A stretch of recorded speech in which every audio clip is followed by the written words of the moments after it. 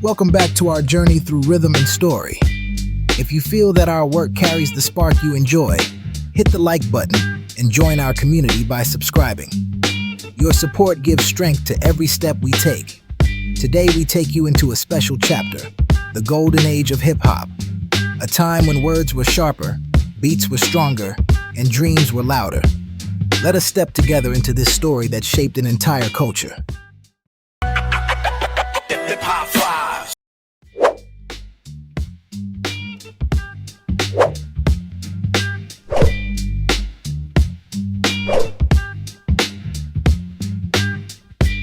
You don't know you're in the golden age until it's gone.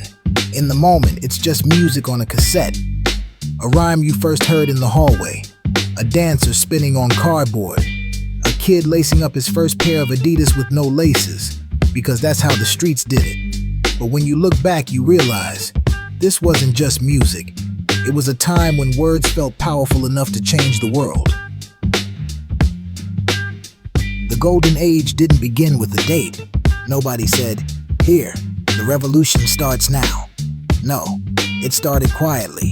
Somewhere in the mid-1980s, something began to shift.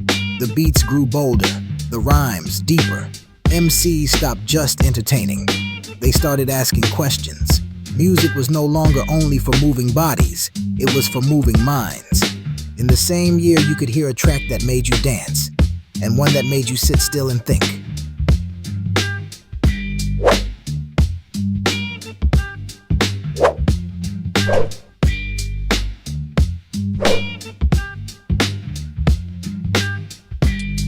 The early 80s were full of party anthems, but by the mid-decade, hip-hop started to mature. Groups like Run DMC didn't just popularize the genre outside the Bronx. With Raising Hell, 1986, they brought a harder sound and crossed into the mainstream. They were among the first hip-hop acts to sign major label deals, perform on MTV, and achieve gold, platinum, and multi-platinum albums. At the same time, Boogie Down Productions, led by KRS-One, dropped tracks like South Bronx, 1987, a direct response to MC Sean's The Bridge, 1986. This sparked the legendary Bridge Wars, with sharp realism and an educational edge. On another front, Eric B. and Rakim set new standards with Paid in Full, 1987, combining Eric B's hard-hitting beats and sharp turntablism with Rakim's groundbreaking lyricism. Together they transformed the very structure of hip-hop, Eric B laying down minimalist yet powerful soundscapes, while Rakim elevated rhyme complexity and flow, proving MCing was an art form in its own right. Their follow-up, Follow the Leader, 1988, pushed boundaries even further, cementing their status as one of the most influential duos in hip-hop history. Producers at the time made music like they were building worlds. They'd take a slice of 70s jazz, a drum from funk, a faint cry from soul, and feed it all into a machine called the SP-1200, and later the Akai MPC series. What came out didn't have a name, but it had power. It wasn't just rhythm, it was a feeling. Then came the MC. And instead of bragging about being the best in the block, he told you what life looked like when hope was melting into concrete. He spoke of schools with broken windows, buildings without elevators, a mother who smiled at the table but cried once everyone was asleep. He told you what it was like to be young and black, knowing the system wasn't designed for you, yet rapping like it was.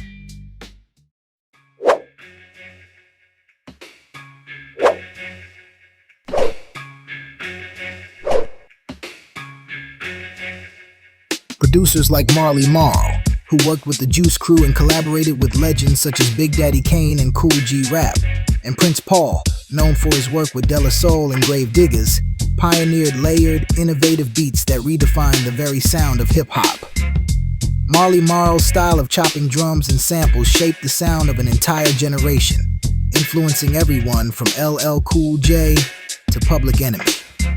Prince Paul brought an experimental and playful approach to production, combining skits, humor, and intricate sampling that expanded the creative possibilities of the genre. Their work also highlighted the growing power of production in hip-hop, not just as a background element, but as a central creative force.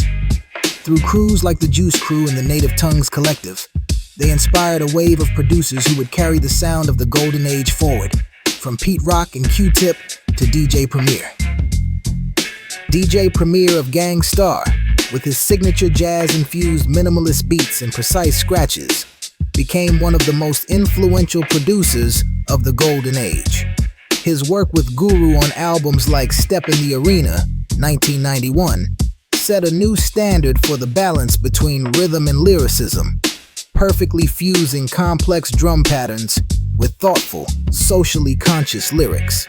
Premier's production helped define the sound of East Coast hip-hop for years to come. Meanwhile, LL Cool J emerged as one of the first true rap superstars. From the raw energy of Radio, 1985, to the groundbreaking success of Bigger and Deffer, 1987, he proved that a solo MC could dominate the charts. With songs like I Need Love, he showed that hip-hop could be vulnerable and emotional, while Mama Said Knock You Out, 1990, cemented his reputation as a battle-hardened legend. LL bridged the gap between the streets and the mainstream, becoming one of the first hip-hop artists to maintain a long-lasting, commercially successful career. At the same time, MCs became the true chroniclers of the streets. Chuck D of Public Enemy was the voice of the people. His rhymes were manifestos of justice, empowerment, and rebellion, especially on It Takes a Nation of Millions to Hold Us Back, 1988. Flavor Flav added a contrasting, charismatic energy, making the group both politically potent and culturally iconic. Behind them, the Bomb Squad's dense, sample-heavy production created a wall of sound that amplified their message, turning Public Enemy into one of the most powerful voices of protest in modern music. NWA, with their groundbreaking album Straight Outta Compton, 1988, fearlessly called out police brutality and systemic oppression, while Ice Cube's solo debut, America's Most Wanted, 1990, continued the sharp critique of American society, paving the way for the gangsta rap movement on the West Coast. Their raw, unapologetic lyrics and aggressive production captured the realities of life in Compton, inspiring countless West Coast artists and solidifying their place as pioneers of gangsta rap. A new generation of lyricists then pushed hip-hop into the realm of poetry and narrative storytelling.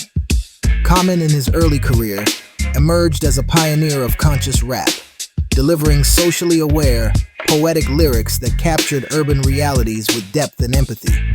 Nas, with his revolutionary Illmatic, 1994, set a new benchmark for lyrical precision and storytelling.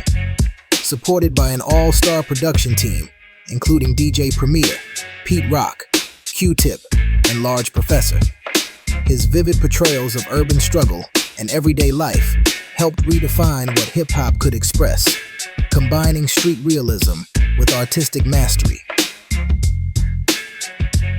The golden age of hip-hop was not only about individual talent, but about a broader cultural movement, a fusion of innovative production, sharp lyricism, social commentary, and fearless experimentation. It was a time when creativity knew no bounds, when artists pushed the limits of what could be expressed through rhythm and words. This era laid the foundation for everything that followed, proving that hip-hop was more than music. It was a powerful mirror of society, a voice for the unheard, and a transformative art form that continues to inspire generations around the world. Its influence is still felt today, echoing in every beat, every rhyme, and every story told in the global hip-hop culture. The golden age of hip-hop is so rich and fascinating that it's almost impossible to capture everything in just one video. This was only the first part of our story, and in the next video, we'll continue exploring this incredible era and its legends. If you enjoyed the video, don't forget to like and subscribe to our channel. Your support means the world to us.